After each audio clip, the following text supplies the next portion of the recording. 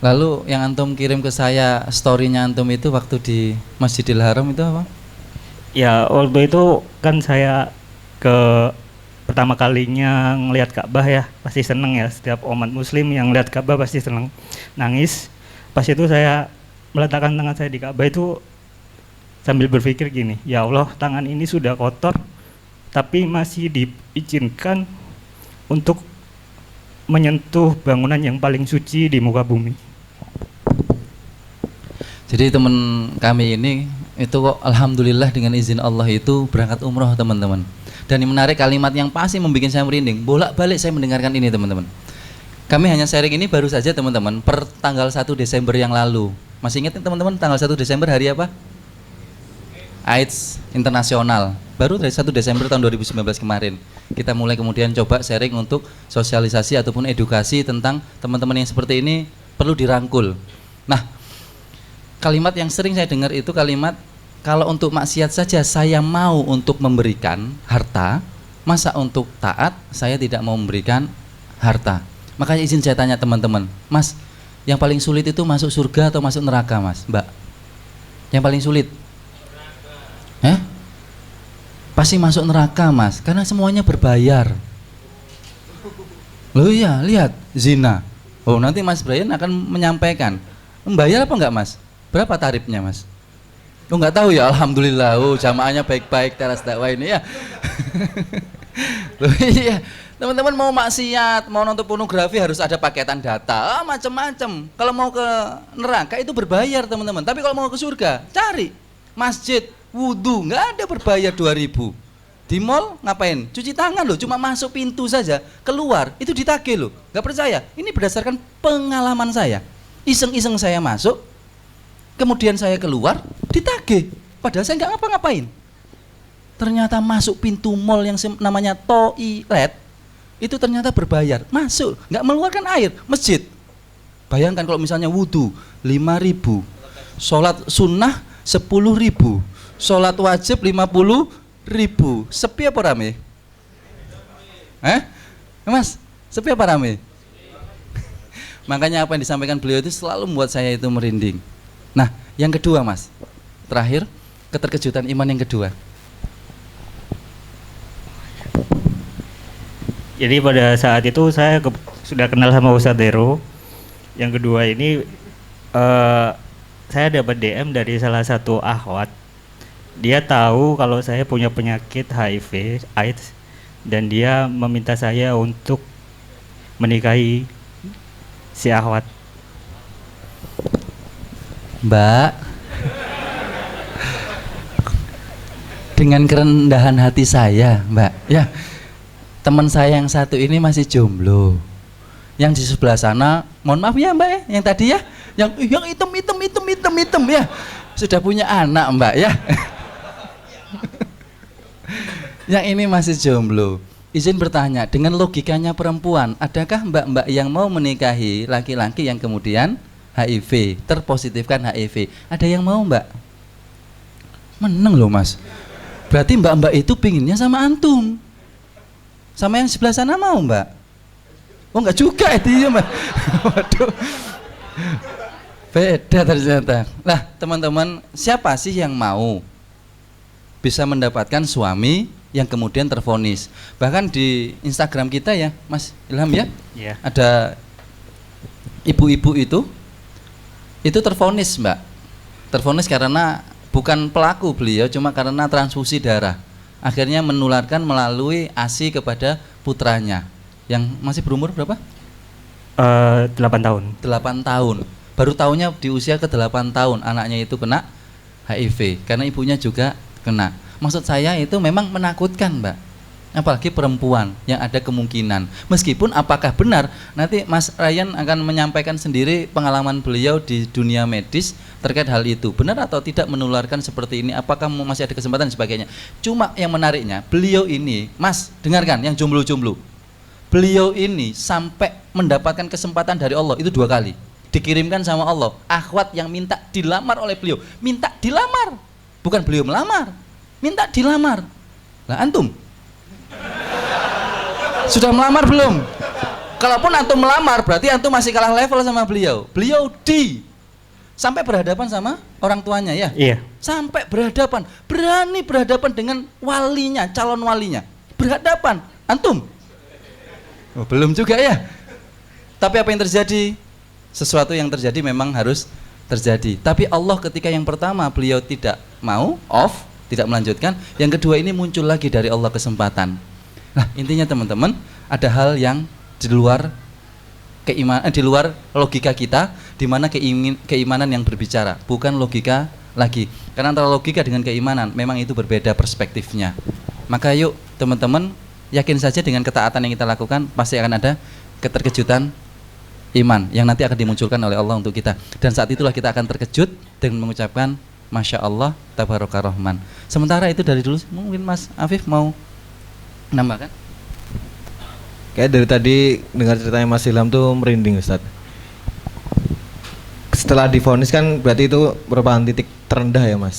Titik terendah. Terus yang buat saya penasaran tuh kenapa di titik terendah tersebut Mas sampai berpikiran saya diusir Allah. Kenapa itu yang terbesit? Iya. Ya pertama karena saya ngerasa bahwa saya ini punya banyak dosa. Sampai sekarang pun saya ngerasa bahwa saya punya sekali banyak dosa. Jadi pada saat itu kan saya berada di rumah Allah. Kalau di rumah Allah berarti yang punya adalah Allah. Dan ketika itu diusir, berarti kalau bukan dari campur tangan Allah, bukan dari takdir Allah, ya orang itu nggak akan mengusir saya. Dan tes itu pun nggak akan jatuh. Jadi itu semuanya karena Allah.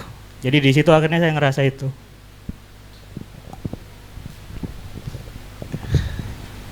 Gimana Ustaz ya? Kadang kita bisa belajar dari berbagai hal Ustaz. Kadang kita sebagai teman-teman yang bisa dibilang sering ngaji itu malah jarang merasa berdosa. Merasanya benar terus. Dari Mas Ilham, saya pribadi belajar bahwa kita tuh nggak jauh dari dosa. Kan kita sebagai umat Rasul kan bukan yang dijaga dari dosa. Sebuah selentingan buat kita yang teman-teman bahwa kita tuh belum pantas untuk merasa terjaga dari dosa. Kita tuh senantiasa berdosa, tapi ada tapinya. Tapi kita senantiasa juga untuk memperbaiki diri kita, menyesali apa-apa yang telah kita perbuat dan melangkah untuk bertobat dan melangkah untuk berdakwah. Dan kita akan lanjutkan ke pembicara kita kedua, guru kita Mas Brian. Brian atau Brian? Mas Brian, ada hubungan apa dengan Mas Kobe Brian? Monggo Mas perkenalan dulu. Ada berapa istrinya, ada berapa anaknya? Bismillahirrahmanirrahim. Assalamualaikum warahmatullahi wabarakatuh. Perkenalkan, nama saya Briansah Pratama Santosa, biasa dipanggil Abian atau Brian. Sebenarnya ini secara dadaan saya juga bingung mau ngomong apa. Cuman insya Allah saya juga ingin udah jauh-jauh datang kemari. Saya merasa seneng ketemu saudara-saudara baru di Jogja.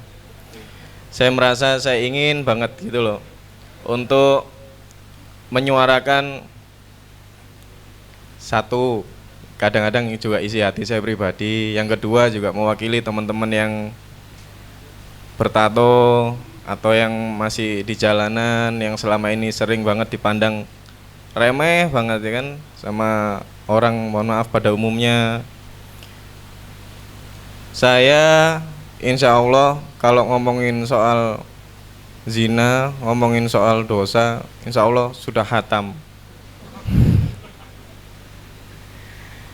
Jadi kurang lebih selama 17 tahun saya berada di belenggu dunia hitam. Saya dulu adalah seorang pengguna narkoba, seorang pengedar yang cukup jadi incaran negara. Untung belum diincar malaikat. Terus jadi begal juga. Lengkap Tawur. Mas ya? Iya Mas. Lengkap. Itu. Nggih Mas. Ibarat Indomie pun tinggal lahap, Mas. Jadi lapar.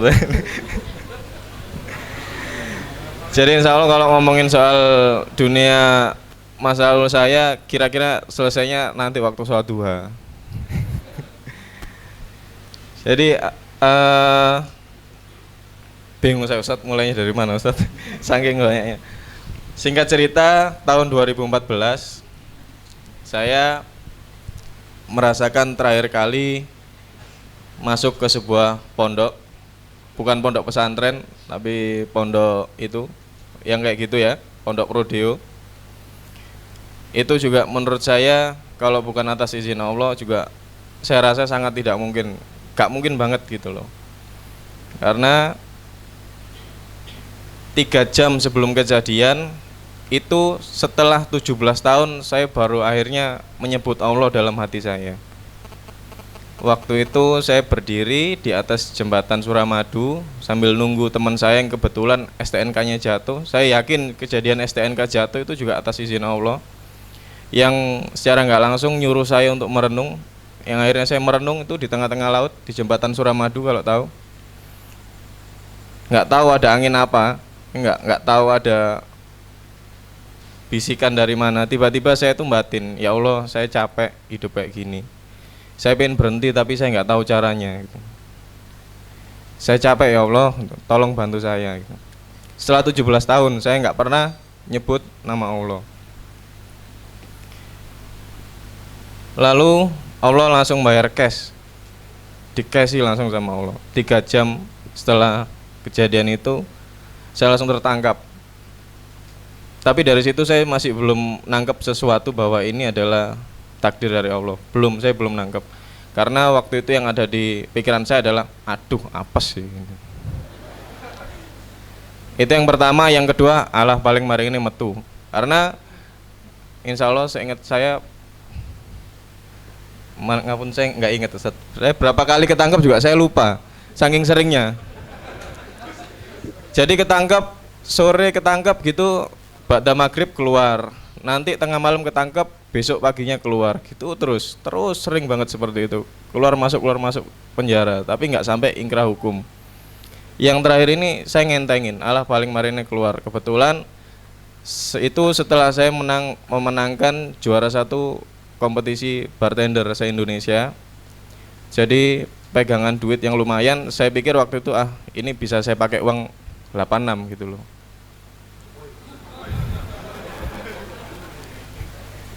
Tapi ternyata Allah berkehendak lain. Saya terproses secara hukum, divonis sedemikian rupa. Alhamdulillah, saya pertama kali akhirnya sholat adalah saat Idul Fitri tahun 2015. Waktu itu di lapangan, saya malamnya pagi puasa, malam berbuka. Setelah berbuka saya masih nyabu di dalam. Terus nggak ada pikiran apa-apa, tiba-tiba saya besok aku pengen sholat gitu. Pengen sholat. Saya semalaman nggak tidur karena habis nyabu. Pas subuh itu udah mulai ngantuk. Yang ya mungkin kalau bahasa saya sekarang, ini gangguan setan gitu. Padahal aku setan.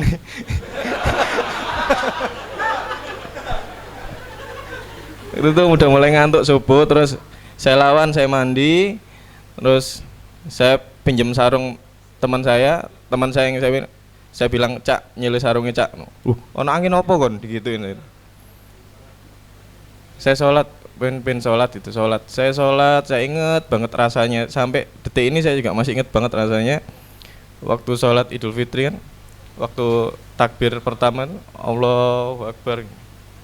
Saya tuh waktu sholat itu lupa loh, niatnya itu apa saya nggak tahu. Pokoknya saya cuma niat saya sholat Idul Fitri sebagai makmum karena Allah. Udah, saya sholat. Saat takbir itu saya lupa takbir keberapa, itu saya nangis jadi-jadinya. Nangis rasanya hati tuh hancur banget gitu loh, kayak di robek-robek gitu. Hancur banget rasanya. Dari situ saya mulai dipanggil sama teman saya yang selama saya di penjara tuh saya bully terus, namanya Yana. Kalau saya ceritain juga panjang, singkat cerita dari situlah saya mulai masuk lagi ke masjid, meskipun di masjid di dalam dikondisikan. Setelah keluar pun main-main ke masjid, juga pernah mengalami hal yang waktu wudhu itu haram ini gitu. Waktu itu saya rasain cuman Nabi Muhammad aja dilempar kotoran, dilemparin batu, beliau tidak merasa sakit hati.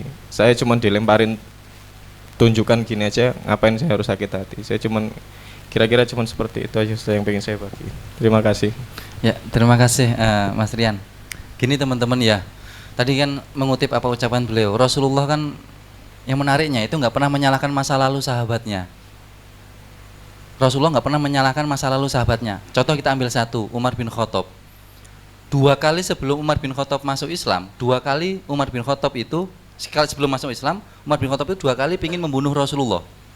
Pingin membunuh loh. Tiba-tiba kemudian, nah teman-teman tahulah kisahnya, kemudian Umar bin Khattab mendatangi Rasulullah, kemudian masuk Islam bersyahadat. Pernahkah Rasulullah kemudian mempertanyakan masa lalunya? Lah kamu dulu yang mau membunuh aku dan lain sebagainya? Nggak pernah. Yang paling menarik adalah kisah kalau untuk yang perempuan, yaitu pamannya Rasulullah yang paling dicintai, Hamzah, terbunuh saat perang Uhud oleh Wahsy, yang disuruh oleh Hindun binti Utsbah. Hindun binti Utsbah ini kemudian marah karena ayahandanya kalah kemudian perang Badar oleh Hamzah, Utsbah bin Rabi'ah. Nah, Hindun ini kemudian kan membunuh pamannya Rasulullah dengan gayanya mutilasi, dalam bahasa Arab itu musilat. Kemudian dadanya dibelah, telinga kemudian dipotong, kemudian jari jemarinya kemudian dipotong, kemudian dijadikan kalung. Marahnya Rasulullah itu luar biasa kepada Hindun. Kenapa? Karena saat Fathul Mekah terjadi, dari 9, riwayat yang lain itu 12 dalam sirah, Rasulullah membuat blacklist. Kalau ketemu 9 nama ini, eksekusi, wahai Ali bin Abi Thalib.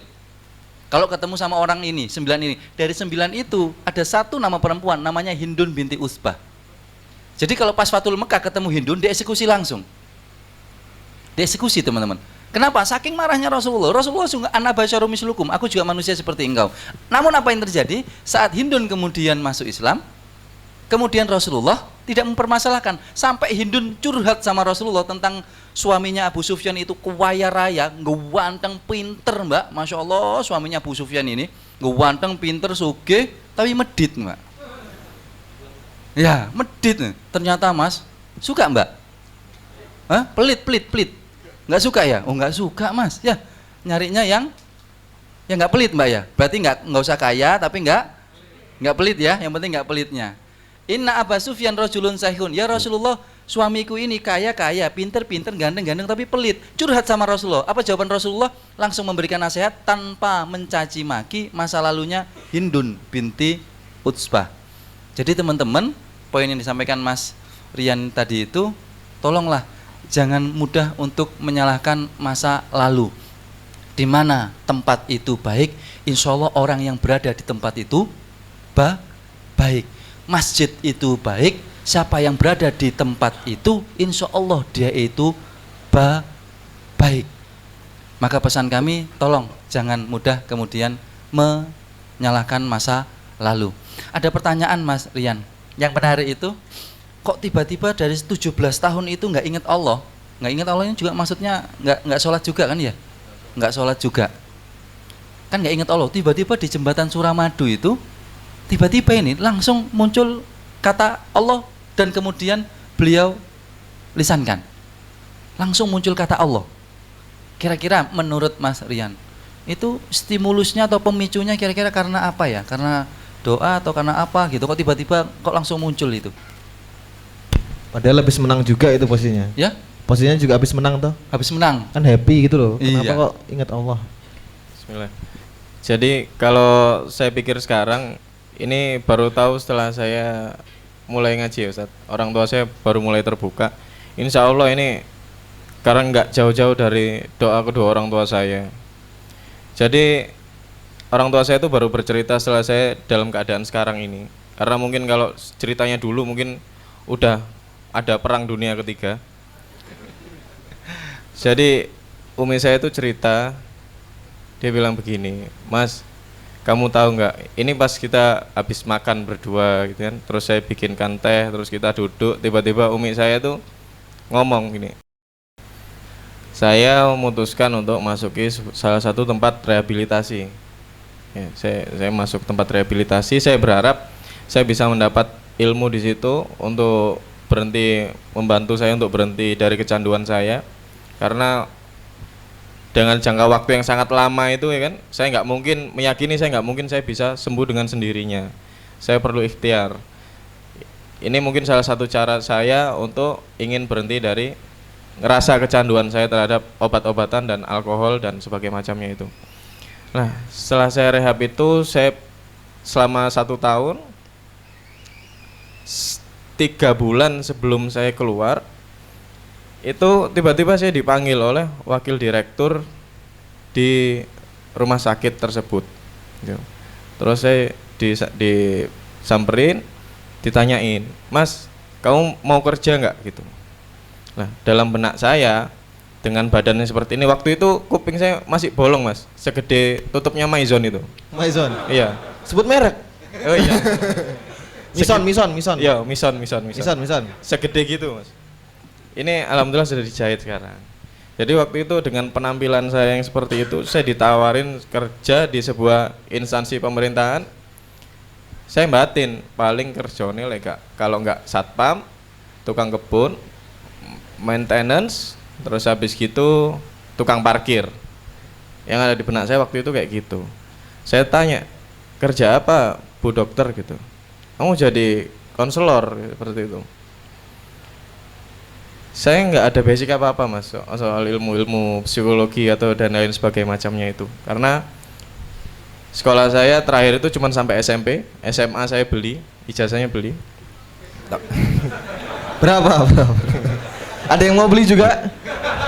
Saya ijazahnya beli jauh banget, Mas, di Makassar. Kok bisa di Makassar? Karena sekolah-sekolah di Surabaya dan di Sidoarjo waktu itu sudah nggak ada yang mau nerima saya. Ada yang mau nerima saya, sekalipun notabene sekolah yang hanya daftar pakai duit gitu udah nggak ada yang mau nerima, karena di rapornya di belakang itu sudah ada puisi cinta dari kepala sekolah yang lama itu, catatan merah maksudnya, sebagai yais itulah. Jadi akhirnya sebagai ditolak di mana-mana ditolak, padahal waktu itu mau ujian saya itu. Ya wis lah, singkat cerita,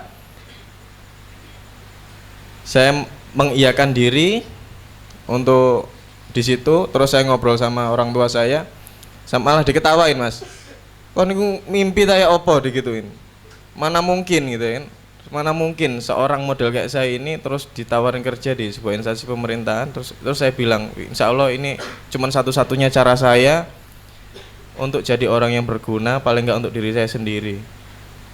Untuk kalaupun berguna untuk orang lain, mungkin menurut saya ini bonus yang dikasih sama Allah. Saya bilang kayak gitu. Karena saya nggak punya skill kerja apa-apa, Mas, selain molak-malik botol. Ini saya tato burung hantu ini karena selama saya kerja pertama kali sampai terakhir sebelum ketangkep itu hidup saya malam, Mas. Kalau siang tidur. Itu kalau siang bukan burung hantu ini. Burung yang lain. Jadi sekarang dakwanya itu ke situ, Mas. Saya jadi, alhamdulillah hari ini saya jadi penterapi 3 hal, narkoba, seks bebas, dan penyakit menular. Alhamdulillah sampai hari ini saya sudah menterapi, kalau 100 ya insya Allah lebih. Dan alhamdulillah juga banyak orang-orang yang akhirnya nggak tahu mau kemana itu akhirnya bisa sadar bahwa dirinya itu masih berguna gitu loh. Yang tadinya keluarga yang nggak tahu apa-apa, yang ngecap, wah anakku ini salah pergaulan, salah temen, salah milih temen, gini, akhirnya alhamdulillah ada juga keluarga yang tersadarkan. Saya tanya balik, Bu, kok bisa anaknya itu lebih nyaman milih sama temennya di luar kok daripada sama keluarganya? Saya tanya balik gitu, akhirnya orang tua juga berpikir gitu, nggak nyalain anak terus. Kira-kira seperti itu, Mas. Baik, kita akan deep dive dari sisi pertanyaan dari jamaah. Tapi sebelum itu silakan pasukan infak untuk berkeliling, dan jangan lupa nanti silakan pertanyaan melalui WhatsApp dengan nomor yang telah saya berikan. Saya ulangi lagi untuk nomornya ke 08 nomornya sopo iki sik keliru. 0813 900 0306. Mohon panitia tolong dipersiapkan handphone pertanyaannya. Ya, boleh nambah sedikit Mas. Mas Rian tolong dikisahkan ke kita mungkin satu kasus saja yang pernah diterapi oleh Mas Rian tentang apalah kenakalan remaja ataupun penyakit menular atau seks bebas atau bagaimana yang kasusnya pernah ditangani Mas Rian. Yang kasusnya saya pernah tangani itu yang apa ini Ustadz? Yang paling parah atau yang unik atau yang apa Mas? Ya? Unik apa parah? Oh, ya gitu loh, nggak pernah sepakat kaum muslimin itu ya. Oke, yang unik saja ya, yang unik. Yang unik itu apa ya? Banyak Ustaz. Ya udah terserah salah satu aja. Kalau enggak yang parah lah. Gini loh. Saya pernah menterapi banyak macam, bahkan dari mohon maaf dari orang yang seorang ahli agama pernah saya terapi.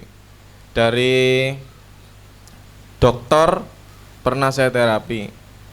Dari kaum elit pernah saya terapi. Jadi saya simpulkan seperti ini. Penyakit kecanduan ya, yang kita tahu selama ini kan hanya yang umum-umum aja.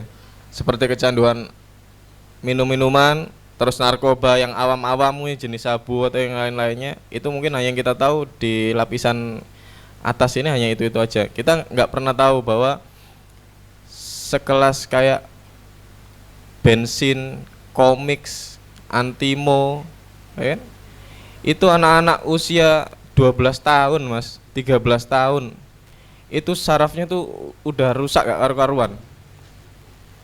Itu ada yang paling muda saya terapi. Bayangkan kalau itu adik antum gimana kira-kira. Itu keluarganya nggak ada yang tahu loh.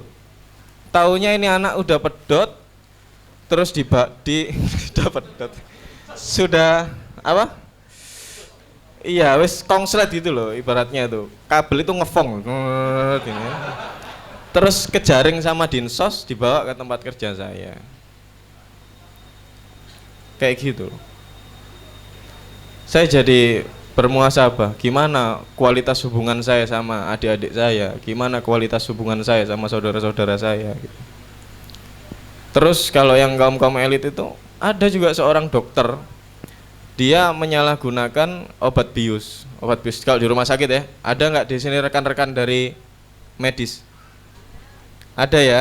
Ada. Nah kalau di OK itu kan biasanya ada petidin ya. Nah itu namanya petidin tuh biasanya untuk obat bius yang digunakan untuk operasi gitu. Nah sama dokter itu disuntik-suntikin sendiri di dirinya. Saya berpikir bahwa kecanduan ini nggak memandang siapapun kamu gitu loh. Akhirnya saya mempunyai satu keyakinan, saya nggak boleh memandang hanya pada satu golongan saja. Saya mengajak mas-mas, mbak-mbak di sini itu lebih aware lagi, lebih peka lagi, bahwa kecanduan ini bisa menyerang siapapun. Siapapun kamu, berasal dari keluarga apapun ya, nggak peduli kamu sudah ngaji atau gimana, nggak peduli kamu dari keluarga kaya atau miskin ya, semua bisa kena gitu loh. Karena memang nggak ada yang berencana jadi seorang pecandu itu dari kecil bapak ibu kita kan kalau doain kan nak besok kalau gede jadi apa yang baik-baik gitu ya. Nggak ada kan orang tua kita nak besok kalau gede jadi pecandu ya, gini ngabisin duit ya, gini-gini. Saya rasa nggak ada, karena semua orang nggak ada yang berencana, tapi semua orang pasti bisa kena gitu. Ini itu aja Ustaz. Langsung kita masuk ke sesi tanya jawab. Pasukan infak udah muter kan ya? Pertanyaan pertama, Assalamualaikum. Saya seorang petugas laboratorium di salah satu rumah sakit di pusat Yogyakarta. Setiap hari saya menemukan B20 dengan berbagai macam latar belakang. Saya sering sharing dengan mereka dan saya sering memotivasi mereka. Yang ingin saya tanyakan, bagaimana cara Mas bisa memotivasi diri agar bisa istiqomah, periksa secara rutin, karena banyak pasien yang mandek dalam berobat.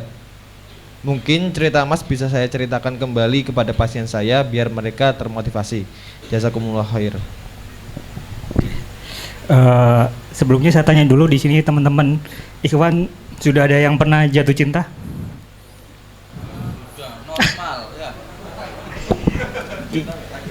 Kira-kira nih kalau misalnya teman-teman ikhwan ini jatuh cinta, terus ada seorang akhwat yang memberikan jaminan bahwa dia bersedia untuk dinikahi. Kemudian pas pada hari H, teman-teman ini disuruh ke sana untuk menemui walinya. Kemudian ternyata hari itu badai, motornya mogok, macet. Apakah teman-teman tetap datang ke sana atau mundur? Tetap datang ya? Ada yang mundur alon-alon. Ya, jadi itulah yang saya rasakan. Jadi dulu saya tidak kenal Allah, saya tidak mendekati Allah, sehingga saya kurang mencintai Allah. Makanya dari itu, ketika saya tahu, ketika saya dekati Allah, maka saat itu saya jatuh cinta.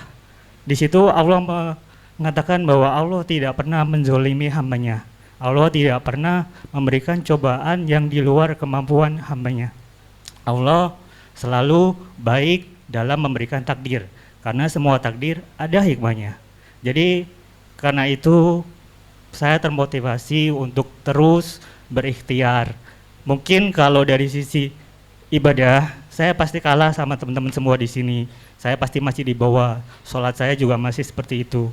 Tapi saya punya satu keyakinan ketika saya yakin benar-benar bahwa Allah tidak pernah menzalimi saya, dan janji Allah pasti, saya berharap suatu itu bisa menjadi salah satu penolong saya di akhirat nanti. Jadi itu yang membuat saya termotivasi untuk terus berikhtiar, karena memang yang Allah inginkan dari hambanya itu adalah ikhtiar dan doa, sedangkan hasil adalah mutlak hak prerogatif Allah. Itu. Terima kasih. Oke, matur nuwun Mas Ilham. Pertanyaan kedua untuk Mas Brian. Ini sedikit mengorek masa lalu Mas, tapi bukan bermaksud untuk membuka yang lalu, tapi untuk pembelajaran mungkin ya untuk teman-teman. Kalau boleh tahu, hal apa yang menyebabkan Mas bisa masuk ke kehidupan gelap selama 17 tahun? Apakah listriknya mati atau gimana? Apa karena pergaulan atau masalah keluarga atau bagaimana? Dan apa perasaan perasaan Mas Brian saat melakukan kejahatan? Apakah tidak terbesit rasa bersalah sedikit pun? Bismillahirrahmanirrahim. Awal kali nyemplung di dunia kayak gitu itu karena penasaran.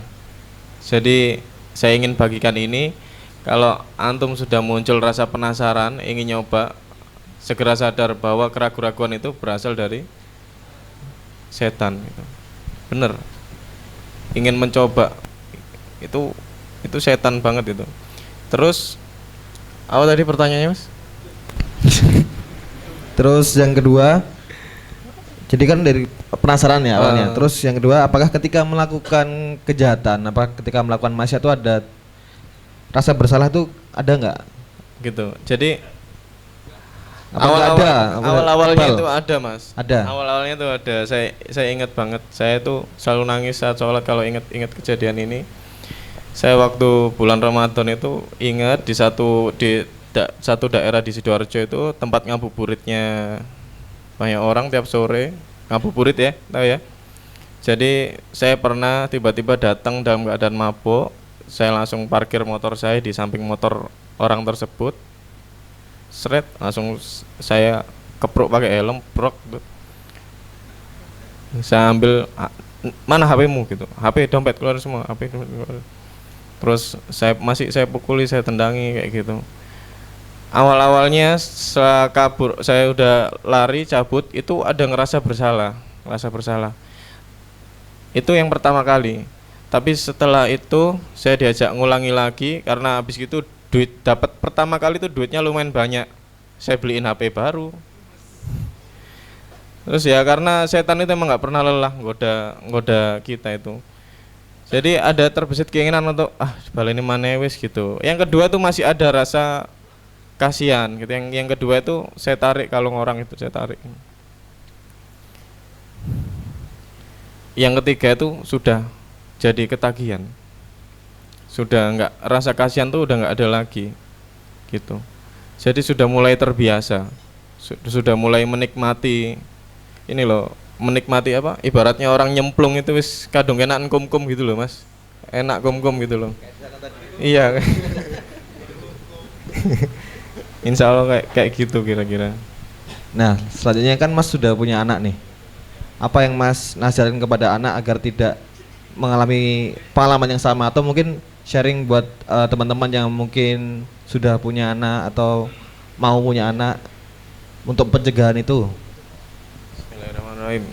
Saya yakin mungkin di sini salah satu atau salah dua, yang penting jangan salah semua, itu pernah nyobain, mungkin ini kalau salah semoga ini salah saya aja, pernah nyobain alkohol, pernah bermaksiat ya. Saya bilang antum yang seperti itu harusnya bersyukur, karena kelak orang tua seperti antum ini sudah, yang maksudnya bukan seperti antum semua ya, yang sudah pernah nakal seperti saya ini, itu bisa melihat gerak-gerik anaknya, karena saya dulu sudah pernah seperti ini gitu loh. Nah, bagi mas-mas atau mbak-mbak yang mungkin pernah seperti saya, itu harusnya bersyukur gitu loh. Karena yang belum ya jangan wah katanya mas ini enak itu, jadi orang tua yang gini tuh enak itu, jangan pernah nyobain. Langkah preventif paling tepat ya, sementara ini yang sering banget saya praktekkan itu adalah pola komunikasi.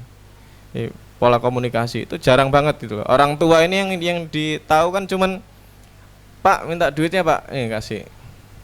Pak aku pengen tas baru dibeliin. Jadi hanya kebutuhan-kebutuhan yang terkesan itu memuaskan secara iya, tapi untuk kebutuhan batin, kedekatan kita, untuk ngingetin kita bahwa nak ada Allah yang selalu ngelihat kita, nak ada Allah yang selalu menjaga kita, itu selama ini tuh kurang gitu loh. Bukan berarti orang tua saya dulu nggak seperti itu, enggak. Orang tua saya dulu selalu ingetin banget saya setiap hari. Cuman saya aja yang kurang ajar. Kayak gitu. Yeah. Kayak gitu, Mas. Selanjutnya mungkin konklusi atau kesimpulan dari Ustadz bersama teman-teman. Ya, kalau closing statement dari saya teman-teman, teman-teman yang punya masa lalu seperti beliau-beliau ini, itu guru saya. Alasan saya sederhana gini teman-teman. Kira-kira kalau orang ngomong, pembicara gitu ya, public speaker ngomong, paling enak orang itu hanya berdasarkan pengetahuan atau pengalaman. Pengalaman teman-teman, lebih makjeleb teman-teman. Lebih makjeleb. Contoh kalimat ini teman-teman. Kalau Mas Ilham mengucapkan kalimat ini luar biasa menyentuh ke kita, kalimat ini. Tapi kalau saya ngomong sama teman-teman, saya rasa teman-teman hanya alah paling ngedabrus dan lain sebagainya. Hidup di dunia bukan untuk tinggal, tapi untuk meninggal. Hidup di dunia bukan untuk tinggal, tapi untuk meninggal. Beliau ini sudah pengalaman di bidang itu. Maka kalau orang itu berbicara tentang hal seperti itu, yang sifatnya itu akhirat-akhirat, itu pasti lebih terasa teman-teman. Dan yang biasanya seperti ini berbicara, itu yang punya masa lalunya kelam. Maka tidak salah yang disampaikan oleh Mas Rian tadi itu, kami bersyukur. Kenapa? Karena punya pengalaman. Maka tolong teman-teman, pesan saya, kalau ketemu sama teman-teman yang seperti ini, itu didekati, diajak bincang, ngobrol, ngopi, ataupun apapun, supaya nanti antum dapat ilmu dari teman-teman yang seperti ini. Ilmu apa? Ilmu pengalaman hidup. Maka bedakan antara ujian sekolah dengan ujian kehidupan.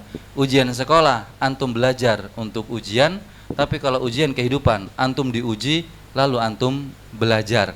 Disitulah enaknya belajar yang boleh contek-contekan. Setelah antum diuji dalam kehidupan, antum baru belajar. Belajarnya dari mana? Dari teman-teman yang sudah berpengalaman di bidangnya masing-masing. Kalau saya memposisikan, saya sering ngomong sama Mas Ilham, saya ini belajar banyak dari beliau. Bahkan saya nyebut beliau ini guru saya tentang kehidupan. Maka teman-teman, yuk tetap mendekati, tetap berdampingan sama teman-teman yang punya masa lalu kelam. Karena beliau posisinya adalah guru-guru kehidupan kita. Itu dulu dari saya teman-teman, terima kasih. Kalau dari saya, terkhusus untuk para OODA ya, yang punya penyakit HIV/AIDS itu, teman-teman saya minta untuk jangan dijauhi, kalian kenalilah gitu, bagaimana cara penularannya yang benar. Terus support mereka, karena kadang ketika kita tidak support mereka, akhirnya mereka akan mengatakan bahwa oh saya nggak diterima di lingkungan yang baik, artinya saya akan kembali ke lingkungan yang lama saya, dan itu kerap banyak terjadi. Dan terkadang masa lalu kita itu oh ya, mohon maaf, satu lagi, kemarin saya habis dari di rumah sakit, waktu ngambil obat itu ada salah satu kasus itu seorang yang kena dengan masa lalu dia dari pesantren, dan ketika ditanya kenapa kena, nggak akan saya buka ya kasusnya seperti apa, cuman dia bilang sebelum masuk pesantren itu dia punya perilaku yang memang berisiko. Jadi kalau memang di sini teman-teman yang memang punya perilaku berisiko di masa lalunya, lebih baik untuk silakan tes. Kalaupun teman-teman malu untuk tes, biasanya silakan untuk donor darah. Biasanya kalau sudah donor darah itu status HIV-nya itu akan keluar. Jangan sampai kita nggak tahu status kita, akhirnya ketika kita sudah merasa kita sudah berhijrah, sudah baik, dan pada saat kita memulai masa depan kita menzalimi orang lain, mungkin kita menularkan sama istrinya, bahkan sama anaknya, naudzubillah min dzalik.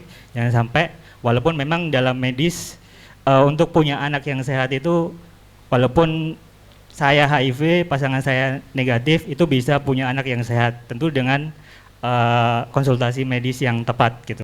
Kalau teman-teman ada yang mau ditanyakan, nanti bisa ke Instagram saya, bisa di DM untuk lebih jelasnya. Terima kasih.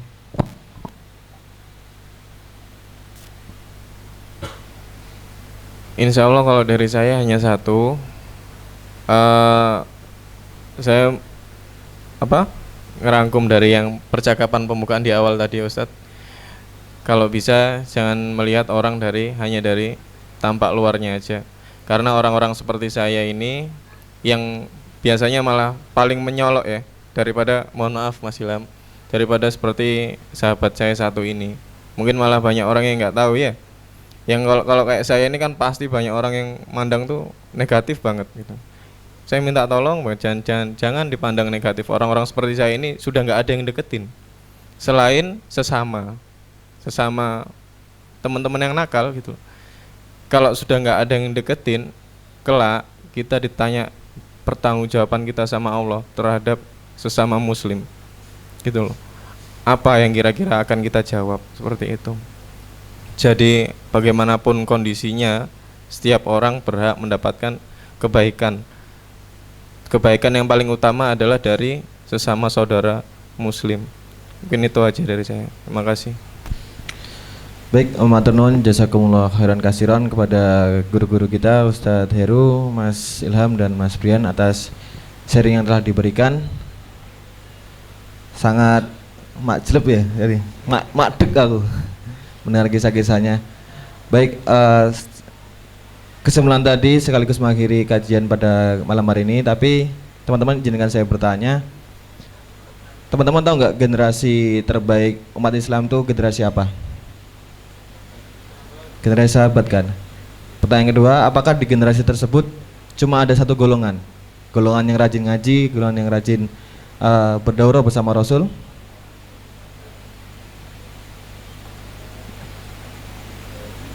Halo?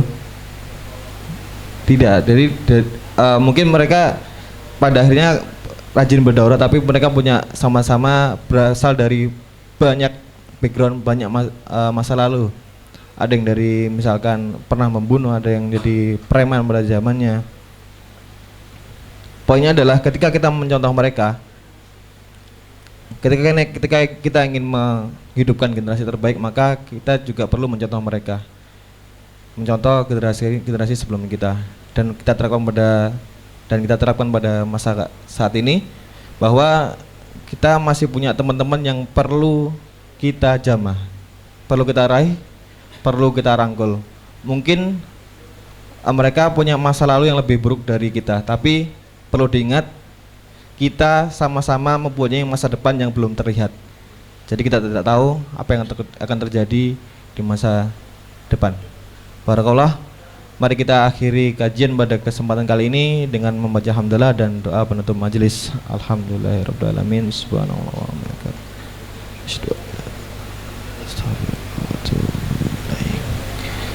Kurang lebihnya dari kami panitia mohon maaf. Wassalamualaikum warahmatullahi wabarakatuh. Untuk teknis pembubarannya dipersilakan untuk jamaah ikhwat